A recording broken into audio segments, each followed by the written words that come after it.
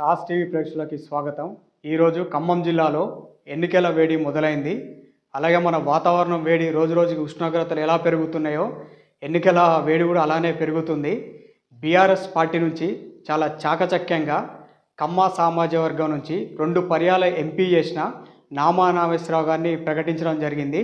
నామా నాగేశ్వరరావు ఎన్నికల్లో ప్రచారంలో దూసుకెళ్తున్నారు. అలాగే జాతీయ పార్టీ అయిన బీజేపీ నుంచి తాండ్ర వినోదరావు గారి పేరుని ప్రకటించడం జరిగింది. తను కూడా ఎన్నికల ప్రచారంలో వెళ్తున్నారు. గడిచిన అసెంబ్లీ ఎన్నికల్లో అధికారాన్ని దక్కించుకున్న కాంగ్రెస్ పార్టీ మాత్రం ఇంకా అభ్యర్థిని ప్రకటించకపోవడం చాలా విడ్డూరంగా ఉంది. ఇక్కడ ఈ జిల్లా నుంచి 3 మంత్రులు ఉన్నారు. 3 మంత్రుల యొక్క అభ్యర్థులు ఈ యొక్క పార్లమెంట్ ఎన్నికల్లో రేస్లో ఉన్నారు. ఎవరెవరంటే మల్లుబట్టి గారి భార్య మల్లు నందిని, తుమ్మల నాగేశ్వరరావు గారి అబ్బాయి మన తుమ్మల యుగేందర్, అలాగే పొంగులేటి శ్రీనివాసరెడ్డి గారి సోదరుడు పొంగులేటి ప్రసాద్ రెడ్డి, వీళ్ళు ముందంజలో ఉన్నారు. అలాగే మన పిసిసి ముఖ్య కార్యదర్శి అయిన జట్టి కుసుమకుమార్ గారు, మన ఇది జిల్లా యొక్క ప్రముఖ పారిశ్రామికవేత్త వివిసి రాజా గారు కూడా రేస్లో ఉన్నారని తెలుస్తుంది. అలాగే ఈ యొక్క ఖమ్మం జిల్లా నుంచే కాకుండా ఒక బలమైన సామాజిక వర్గం నుంచి మన నందమూరి సుహాసిని గారు రీసెంట్లీగా రేవంత్ రెడ్డి గారిని కలవటం జరిగింది. ఒకవేళ ఆమె ఖమ్మం జిల్లా యొక్క సీటు కూడా ఆశిస్తున్నారని చెప్పి ప్రముఖంగా వినిపిస్తుంది. అలాగే మన యొక్క కాంగ్రెస్ పార్టీ యొక్క చాలా సీనియర్ నాయకులు వి హనుమంతరావు గారు కూడా రేస్లో ఉన్నారని తెలుస్తుంది. ఇలా ఇంతవరకు వీళ్ళు ఏ సర్వే చెప్పించుకుంటారో అర్థం కావట్లేదు. ఎందుకంటే మిగతా పార్టీల యొక్క అభ్యర్థులు ఎన్నికల ప్రచారంలో దూసుకెళ్తుంటే కాంగ్రెస్ పార్టీ అభ్యర్థి ఇంత మటుకు ప్రకటించకపోవడం వల్ల, లేటుగా ప్రకటించడం వల్ల కూడా ఏదో ఒకటి జరగబోతుందని ప్రజల్లో వినిపిస్తుంది.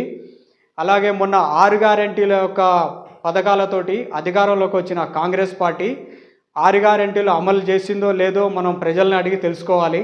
అలాగే రైతు బంధు అని చెప్పి అన్నారు. చాలామంది రైతులకి రైతు బంధు పథకం అందలేదని చెప్పి ప్రముఖంగా వినిపిస్తుంది. ఈ రైతు బంధు అందకపోవడం వల్ల రైతులు కూడా ఈ యొక్క కాంగ్రెస్ పార్టీ మీద చాలా వ్యతిరేకంగా ఉన్నారు. మరి ఈ యొక్క దాన్ని మన రాష్ట్ర ముఖ్యమంత్రి గారు ఏమంటున్నారంటే, ఈ యొక్క రాష్ట్రంలో 14 మందిని గెలిపించుకొని ఢిల్లీకి పంపిస్తేనే ఈ యొక్క 6 గ్యారెంటీల పథకాలని మనం అమలు చేయగలని చెప్పి చాలా చాకచక్యంగా చెప్తున్నారు. మరి ఖమ్మం జిల్లాలో బలమైన సామాజిక వర్గం ఉంది. కమ్మ సామాజిక వర్గం నుంచి మరి ఏ అభ్యర్థిని సెలెక్ట్ చేస్తారో అర్థం కావట్లేదు. మళ్ళీ అభ్యర్థిని ప్రకటించిన తర్వాత ఇంకా తిప్పి కొడితే మన యొక్క ఎన్నికలు 4 వారాలు 5 వారాలు మాత్రమే ఉంది. ఈ 5 వారాలలో అభ్యర్థి ఎలా ఎన్నికల ప్రచారంలో ముందుకు దూసుకెళ్తారో, రైతుల్ని ఎలా కన్విన్స్ చేసుకుంటారో కూడా అర్థం కావటం లేదు. అలాగే రీసెంట్లీగా ఎన్డీఏలోకి టీడీపీ పార్టీ చేరటం జరిగింది. ఖమ్మం జిల్లాలో టీడీపీ యొక్క పార్టీ యొక్క ప్రాబల్యం ఎక్కువ ఉంటుంది. అందుకే బీజేపీ వాళ్ళు తాండ్ర వినోదరావు గారిని నిలబెట్టడం జరిగింది. తాండ్ర వినోదరావు గారు సెంట్రల్ లెవెల్లో ఇన్ఫ్లుయెన్స్ చేసి నారా చంద్రబాబు నాయుడు గారిని ఖమ్మం జిల్లాలో రోడ్ షోలలో కూడా పాల్గొనాలని చెప్పి కూడా జరగటం చూస్తున్నాం మనం. ప్రముఖంగా వినిపిస్తుంది. ఒకవేళ నారా చంద్రబాబు నాయుడు గారు రోడ్ షోలో పాల్గొంటే కాంగ్రెస్ పార్టీకి గత ఎన్నికల్లో టీడీపీ పార్టీ కాంగ్రెస్ పార్టీకి సపోర్ట్ చేసింది కదా. మరి ఇప్పుడు చంద్రబాబు నాయుడు గారు రోడ్ షోలో పాల్గొనడం వల్ల మరి ఈ యొక్క టీడీపీ పార్టీ బీజేపీకి సపోర్ట్ చేస్తుందా, లేకపోతే మరి కాంగ్రెస్ పార్టీకి సపోర్ట్ చేస్తుందా, అది కూడా మనం చూడాలి. ఒకవేళ కాంగ్రెస్ పార్టీ బలమైన సామాజిక వర్గమైన కమ్మ సామాజిక వర్గం యొక్క అభ్యర్థిని నిలబెడితే మాత్రం నామా నాగేశ్వరరావు గారికి ప్లస్ ఇక్కడ కాంగ్రెస్ పార్టీలో కమ్మ సామాజిక వర్గం నుంచి ఎవరైతే నిలబడతారో వాళ్ళిద్దరిలో మాత్రం గట్టి పోటీ మాత్రం ఉంటుంది. ఇది మనమనే మాట కాదు, ప్రజల్లో నుంచి వినిపిస్తున్న మాట. ఎందుకంటే సరే నామా నాగేశ్వరరావు గారు 2 పర్యాలు ఎంపిక చేశారు, జిల్లా అభివృద్ధి చేశారని అంటున్నారు. ఏ ఒక్క కార్యకర్త పోయినా పార్టీతో సంబంధం లేకుండా సాయం చేస్తున్నారని చెప్పి ప్రముఖంగా వినిపిస్తుంది.